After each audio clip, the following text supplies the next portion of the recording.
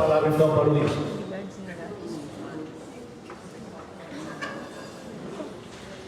Melhor falar em pé mesmo, porque... Obrigado, Pedro, obrigado ao pessoal do SEMARC pelo convite. Antes de começar a minha fala, meus comerciais. Vocês encontram aí, nessa mesinha, publicações tanto do Instituto Lucas quanto do Coletivo Veredas. E são duas instituições que publicam livros, como vocês podem ver, extremamente baratos e, a meu juízo, bons no sentido de contribuir para uma perspectiva revolucionária. Quem não puder adquirir aí, pode também adquirir através do site dos dois coletivos.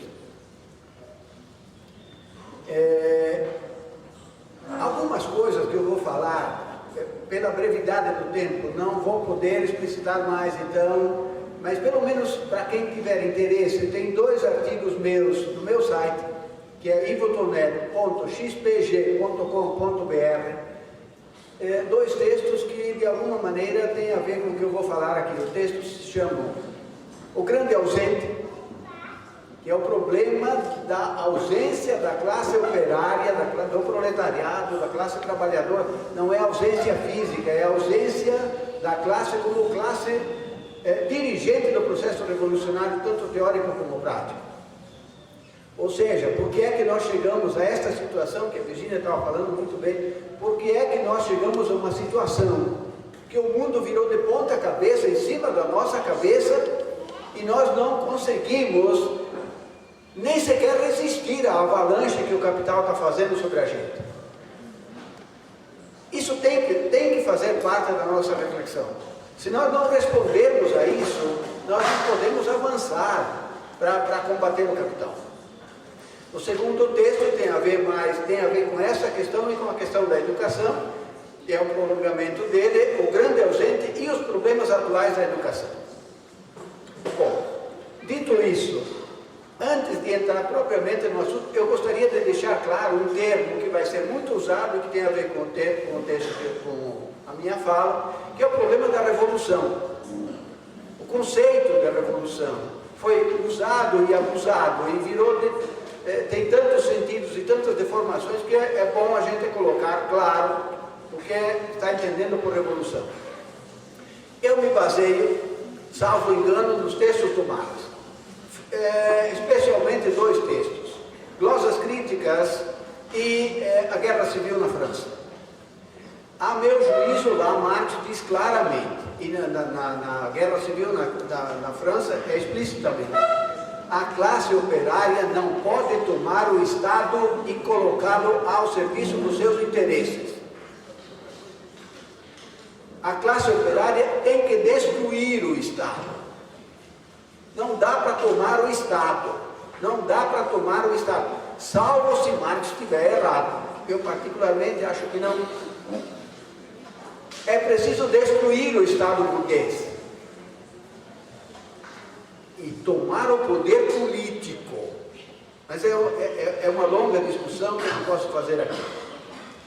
Mas para ele, a revolução significa 2 momentos. O momento político, que é a destruição do Estado burguês. Porque, como a Virginia falou muito bem, não há movimento do capital sem a garantia do Estado. O Estado é o elemento fundamental para garantir a reprodução do capital. Se você não quebrar o Estado, não vai poder interferir no capital. Mas, infelizmente, o conceito de revolução terminou aí. Quando se pensa, veja, a gente fala em Revolução Francesa, em Revolução Russa, em Revolução Chinesa, em Revolução Cubana, em Revolução Vietnamita, até em Revolução Iraniana, e até os imbecis falaram em Revolução aqui no Brasil, em 64. A coisa foi muito deformada. Revolução, a essência da revolução, e não é porque Marx disse isso, é porque o processo social diz isso. A essência da revolução não é a tomada do poder político. Isso é apenas uma mediação para abrir o caminho, para mexer no processo mais fundamental, que é o processo de produção da riqueza material. Portanto, a essência da revolução é a mudança na forma do trabalho. Veja, a primeira comprovação clara disto foi feita não por nenhuma tentativa proletária, foi feita pela burguesia. A burguesia fez uma revolução, fez sim, mudou a forma do trabalho, acabou com o trabalho servil e instaurou o trabalho assalariado. É ele que é a base desta forma de sociabilidade. Claro que teve que acabar com o Estado feudal, teve que mudar uma série de outros elementos, mas a essência da revolução é a mudança na forma do trabalho, de tal modo que a essência da revolução proletária é a mudança, a eliminação do trabalho assalariado e a instauração do trabalho associado. Quando não houver esta mudança, poderá haver o primeiro momento da revolução, mas não haverá a essência da revolução. Portanto, se isto é verdadeiro, não houve até agora nenhuma revolução socialista. Houve inúmeras tentativas de revolução socialista, que por uma série de circunstâncias não puderam passar do primeiro momento de quebra do Estado burguês. Bom, eu quero deixar isto claro para entender o que eu vou falar a respeito do meu tema. Veja, o tema geral é imensamente vasto. Socialismo e questão nacional. Eu não teria nem sequer competência para abordar isso. Vou me atrever a falar apenas do Brasil e apenas desses últimos anos que começaram com o governo Lula. E, portanto, eu intitulei a minha fala Caminhos da Revolução Brasileira, mas Caminhos da Revolução Brasileira nestes últimos anos. O que aconteceu ao longo destes últimos anos? Quais eram os propósitos? Quais foram os impasses produzidos? E qual é a nossa situação atual e as nossas tarefas diante da possibilidade, enfim, de conquistar a emancipação humana, de construir uma outra forma de sociabilidade para além do capital. Ou seja, de fazer uma revolução que leve a humanidade ao comunismo.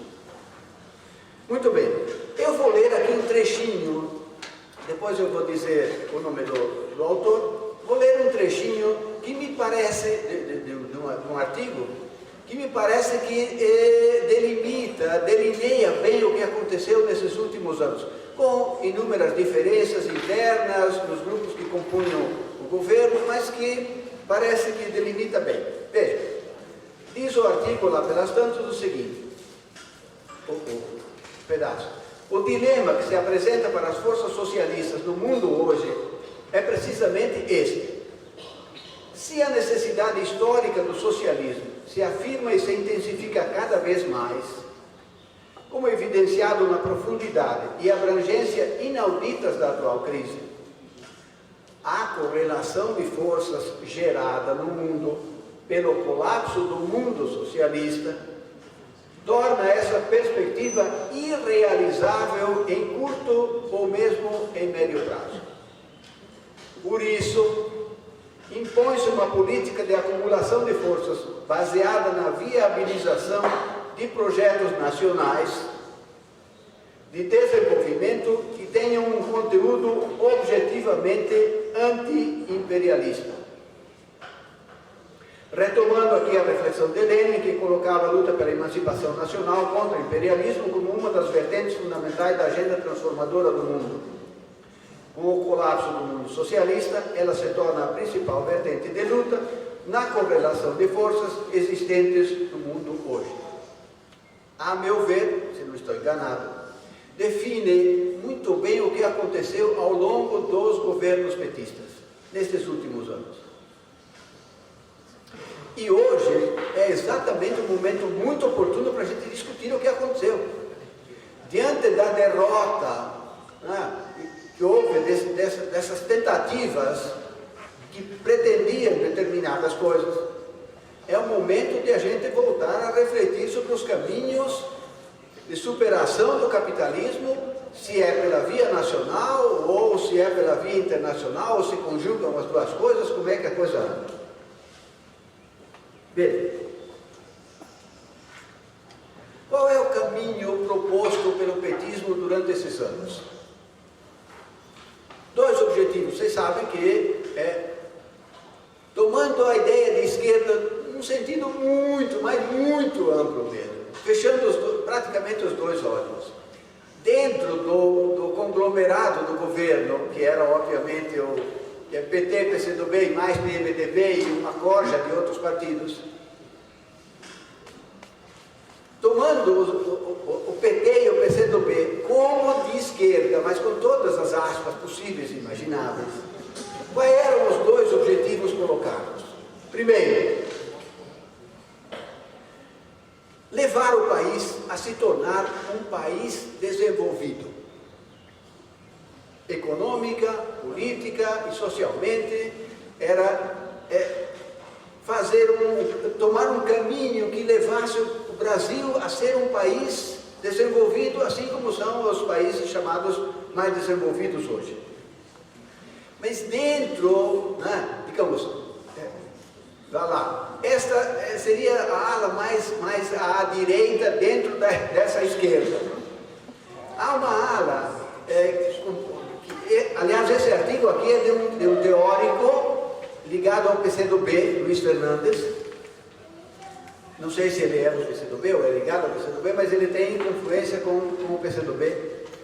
E, na verdade, ele, e acho que mais umas certas tendências dentro do guarda-chuva do PT, propunham não só que o Brasil chegasse, através desse caminho, a ser um país desenvolvido, mas que chegasse ao socialismo.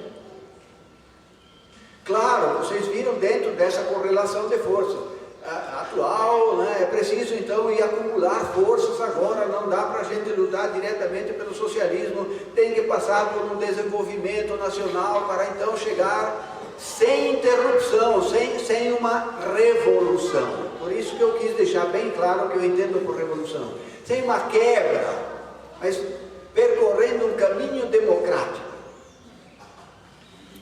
Esses dias eu vi, eu suponho que seja verdadeiro, uma publicação que dizia, uma postagem que dizia que o Lula falou o seguinte, que, em resumo, ontem nós ganhamos, hoje nós perdemos, amanhã ganharemos de novo.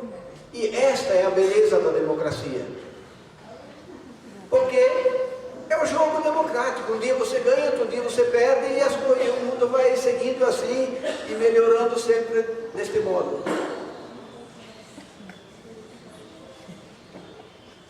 Muito bem, quais são os elementos que delineiam este caminho democrático? Duas grandes referências. Uma, em referência à burguesia. O que é que você fez em referência à burguesia para viabilizar este caminho democrático? Primeiro, uma aliança com setores da burguesia supostamente anti-imperialistas, ou nacionalistas, falar. Anti-imperialismo sempre foi algo muito esgarçado, mas enfim, supondo que existia uma burguesia nacionalista que precisava ser reforçada, e ela foi reforçada via BNDES com uma injeção de grandes capitais, formação de grupos nacionais que seriam nacionalistas e, portanto, teriam contradições com o imperialismo. Conciliação, agora conciliação com todos os setores da burguesia. O petismo nunca foi de bater contra, mesmo com os setores mais reacionários da burguesia, sempre foi um jogo de conciliação. Você pode pegar a burguesia industrial, a burguesia agrária, a burguesia comercial, a burguesia importadora e exportadora. Nunca houve, de fato, bater diretamente contra essa burguesia, mesmo a burguesia mais reacionária. Juntamente com isso, portanto, fortalecimento de empresas nacionais via BNDES, fortalecimento dos bancos nacionais, especialmente o Banco do Brasil e a Caixa, e um distanciamento que é até difícil de qualificar, que eu qualifico de apenas suave em relação ao imperialismo norte-americano. Você vê que, assim, claro que houve digamos, uma leve virada em direção aos países africanos, à China, aos países asiáticos, enfim, a países sul-americanos, mas nunca houve um bater contra diretamente o imperialismo norte-americano. Sempre, né, aquela suave contradição, mas sem bater efetivamente contra. Para isto se fez a reforma da Previdência, para isso se fez a reforma da educação, privilegiando o setor das particulares em relação às públicas, e para isso se pretendia fazer profundamente uma reforma trabalhista. Tudo isto estava sendo delineado, este era o caminho em relação à burguesia. Quando Lula diz: nunca os capitalistas ganharam tanto dinheiro como no meu governo, é verdade, é verdade. Havia, de fato, eles nunca ganharam tanto dinheiro como nos primeiros governos, no mandato Lula e no primeiro da Dilma. Em relação à classe trabalhadora, o que nós vimos? Políticas focalizadas, Bolsa Família, Pronatec, Pronera, ProUni, FIES, cotas, crédito, tudo isso, e um aumento, digamos, comparativamente elevado do salário mínimo, sempre comparando com o que vinha sendo feito antes. Muito bem, quais eram as expectativas a partir dessas políticas? Exatamente, ou levar o país o Brasil a ser um país desenvolvido, ou então possibilitar a acumulação de forças para, a partir destas políticas nacionais, né, dar um salto em direção ao socialismo. Nunca foi colocado claramente o que é socialismo e nunca foi colocado, obviamente, a questão da revolução. Era um caminho por dentro do sistema, um caminho democrático, portanto, sem romper a ordem democrática. Em síntese, uma conjugação, a meu ver, vou usar a palavra sem entrar no mérito do sentido específico, uma conjugação de desenvolvimentismo, né, um desenvolvimento ampliado das forças produtivas que levasse o país ao primeiro mundo, com um reformismo, né? Ou seja, fazer um conjunto de reformas que aos poucos permitissem acumular forças através de um projeto nacional e de melhorias cumulativas para chegar ou a ser um país desenvolvido ou ao socialismo. Quais foram os resultados que aconteceram, né, ao longo desse processo? Veja, há dois momentos aí muito claros. Um primeiro momento que se delineia por uma conjuntura muito favorável. Alguns anos de bonança internacional que permitiram o que se chama hoje de ganha-ganha. Todo mundo estava ganhando. Os capitalistas ganhando muito dinheiro e a massa pobre também melhorando um pouco de vida. Isto é um fato, isto é verdade. Mas, junto com isto, um processo extremamente perverso em relação à classe trabalhadora. Uma enorme despolitização da classe trabalhadora. Uma desorganização e uma transformação dos trabalhadores e da massa, da população mais pobre, transformada em clientes do Estado, jamais organizada para defender as suas conquistas, jamais politizada, jamais, né, apenas transformada em clientes que esperavam do Estado, via todos esses programas, melhorias que foram gerando a ilusão de que, aos poucos, né, já que ao longo deste processo as coisas de fato havia uma acumulação de melhorias pequenas, mas havia, que este processo seria o caminho para o paraíso.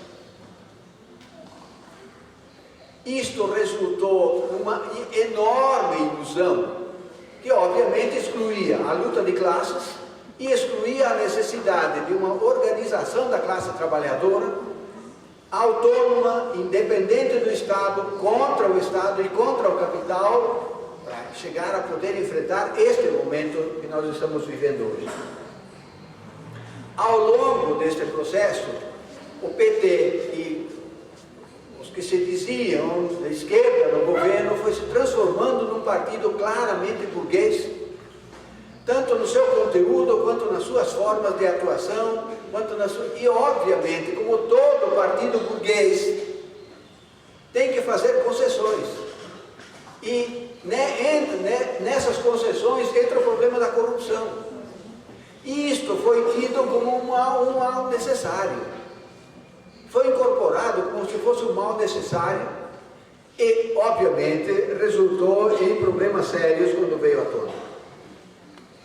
Além disto, este processo, porque se pensava que era dirigido por um partido que era representante da classe trabalhadora, carreou atrás de si, atrelou a classe trabalhadora ao Estado, a esta política do Estado.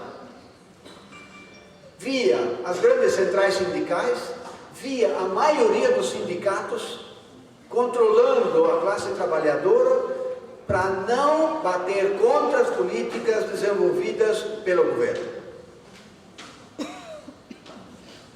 Muito bem, isto funcionou enquanto havia uma bonança internacional, enquanto fluíam os capitais internacionais.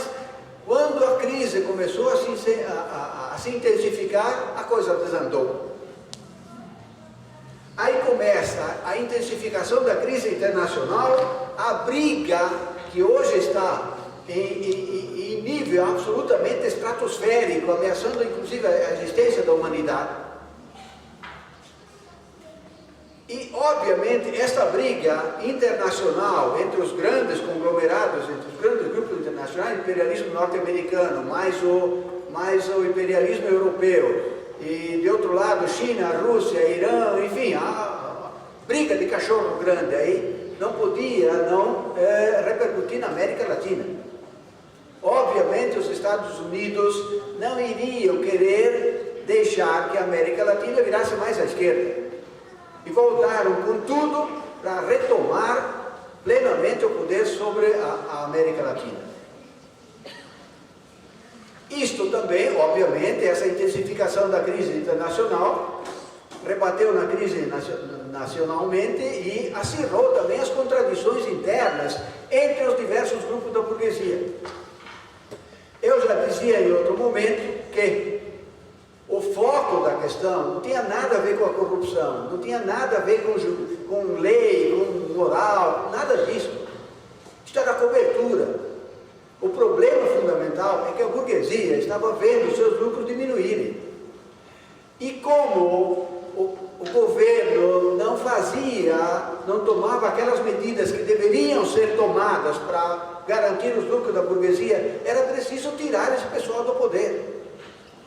Era preciso tomar o poder diretamente para poder fazer aquilo que o Temer está fazendo agora.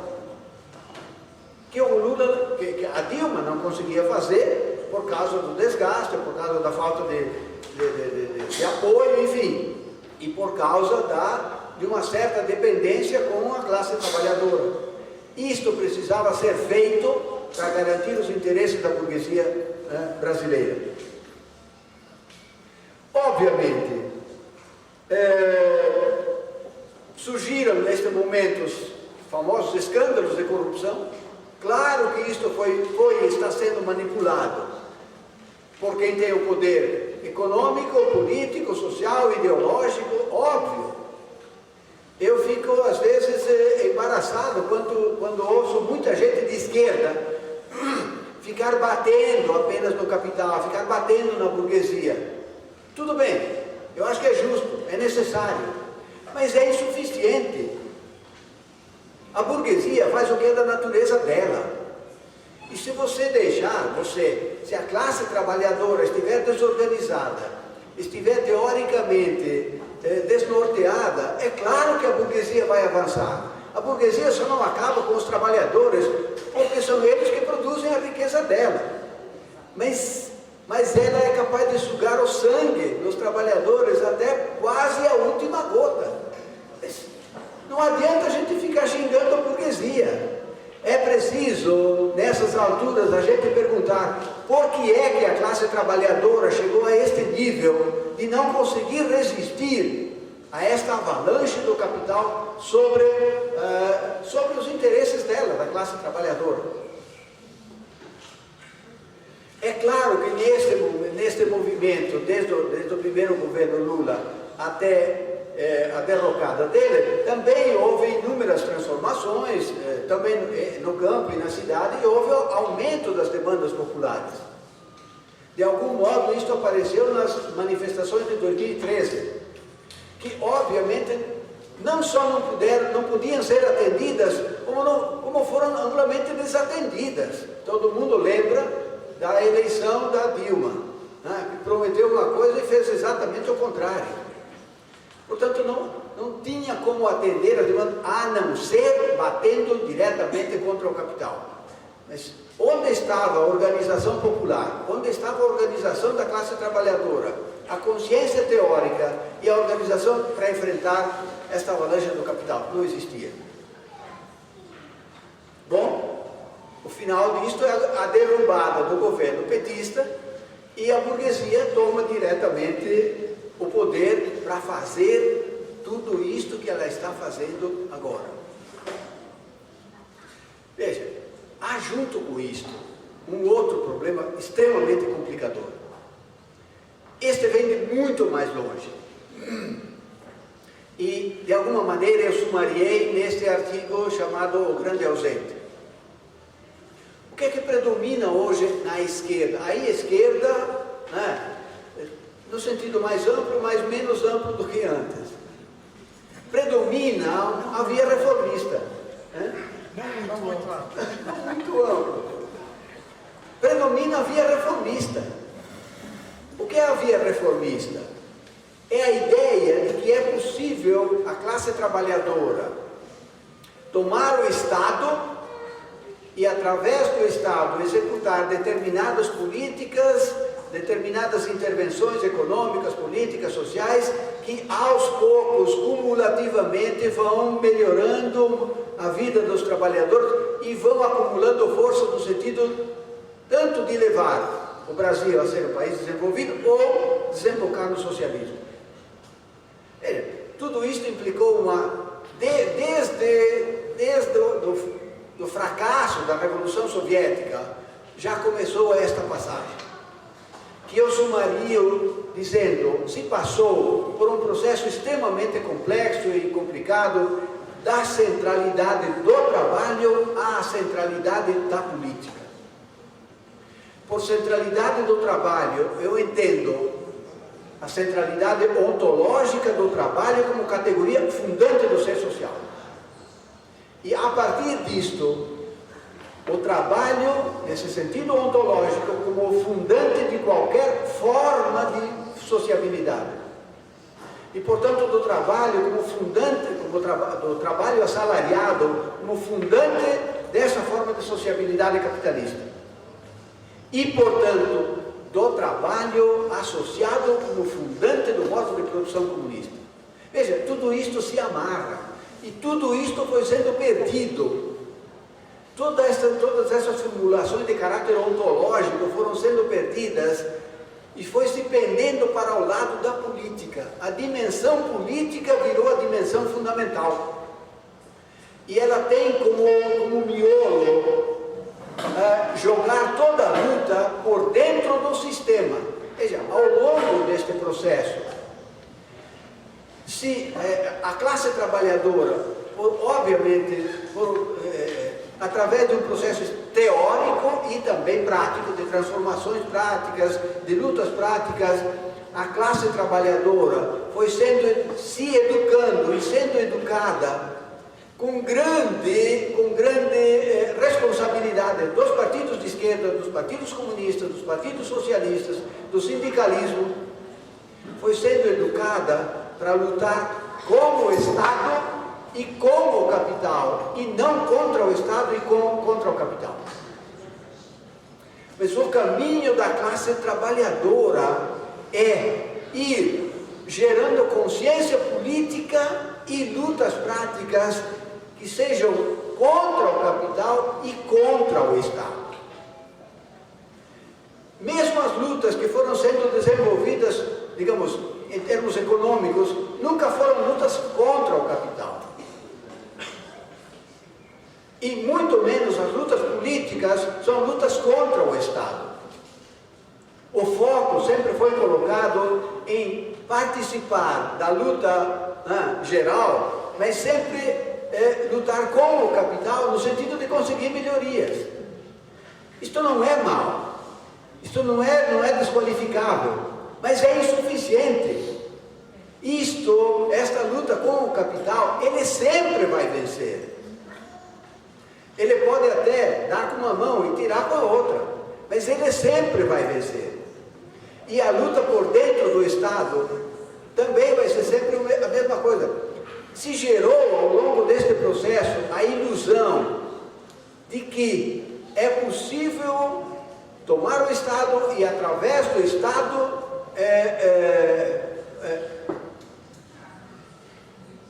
me fugiu a palavra que você disse. Democratizar. Não. Controlar o capital. Isto é uma enorme ilusão.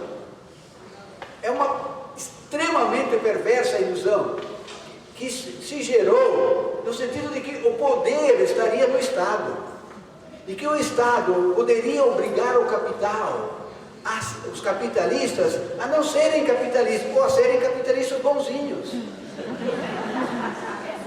Não existe capitalista bonzinho. Claro que subjetivamente o cara pode ir à missa, comungar, fazer caridade, fazer obras de caridade, fazer tudo isso. Mas o capitalista é capitalista porque ele suga a vida humana do trabalhador. Então não há como modificar isso. Ou você destrói o capital, ou ele destrói você. Isso não existe outra alternativa. E para destruir o capital, é preciso destruir o suporte principal, que é o Estado. Não é através do Estado que se vai destruir o capital. Aí entra exatamente o problema do sujeito revolucionário. Abrir mão do proletariado como sujeito revolucionário é abrir mão da possibilidade de superação desta ordem social. Ah, mas o proletariado desapareceu. Isto é falso. O proletariado não existe mais. Isto é falso. Segundo, o proletariado não está nem aí para o socialismo. É verdade. É verdade. Mas a questão para nós, teórico, não é aceitar, bom, o proletariado não está nem aí para o socialismo, então eu vou para casa e vou curtir a minha vidinha. É responder por que é que chegou a esta situação. Isto não caiu do céu. Isto foi resultado de um longo processo que a esquerda tem muita culpa nisso. A esquerda precisa fazer um meia-culpa, mas precisa retornar ao velho Marx e à perspectiva do trabalho como categoria fundante para poder fazer a crítica disto. Muito bem. Eu precisaria fazer... Pedro, quantos 35 minutos? Já deu 35? Isso foi a introdução.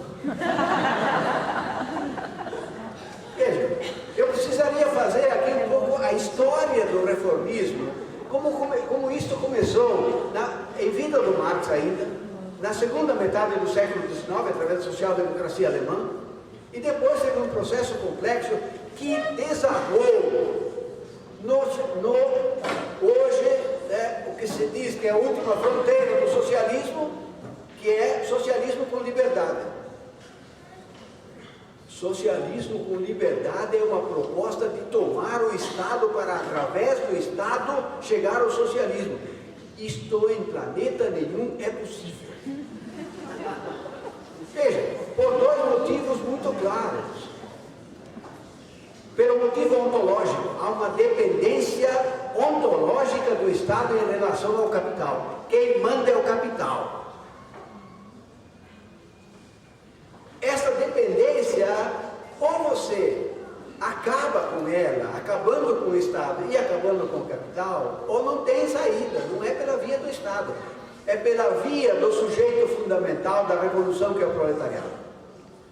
Se este está ausente hoje, ele não esteve ausente sempre. A história mostra claramente. A revolução é algo possível. E penso eu, contra outros que pensam de outra maneira, que não há revolução nacional socialista, não é nacional socialista nazista, não. Não há revolução socialista nacional. A revolução internacional socialista, passando pelos caminhos específicos obviamente, de cada lugar, claro. A humanidade hoje é uma entidade que obviamente não é homogênea. Obviamente é um universal feito de singularidades e particularidades. Estas têm que ser levadas em conta ao assumir esta luta. Mas a meu ver, um absurdo pensar que é possível instaurar o socialismo num país como o Brasil. E para depois, então, pensar numa revolução internacional.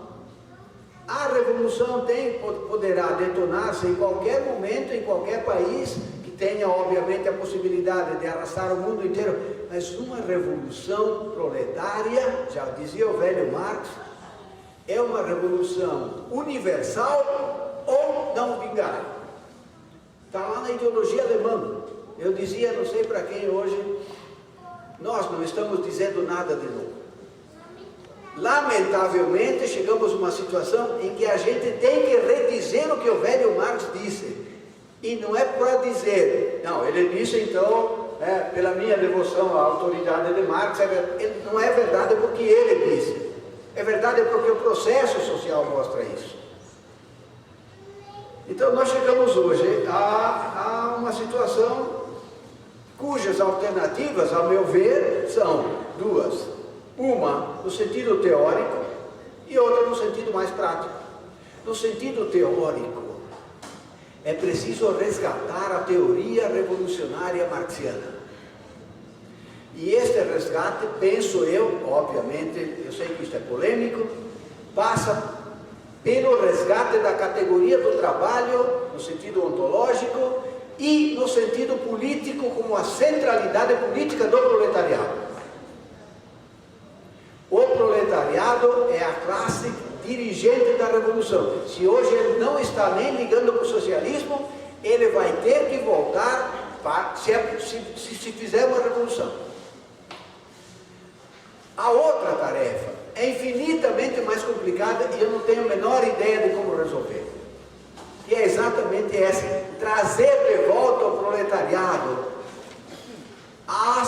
ao proscênio, ao lugar que lhe compete como classe dirigente teórica e praticamente do processo revolucionário. Eu sei que na situação de hoje isso parece maluquice.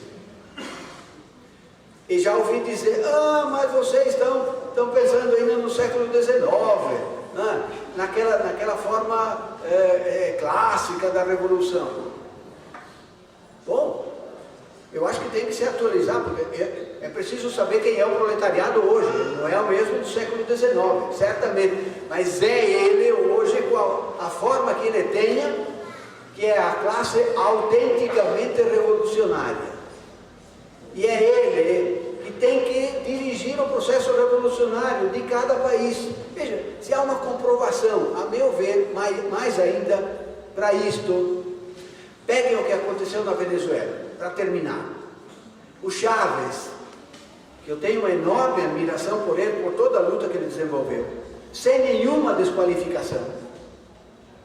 O Chávez tinha o poder executivo na mão, tinha a maioria do poder judiciário, tinha a maioria do poder legislativo e tinha a maioria do poder militar.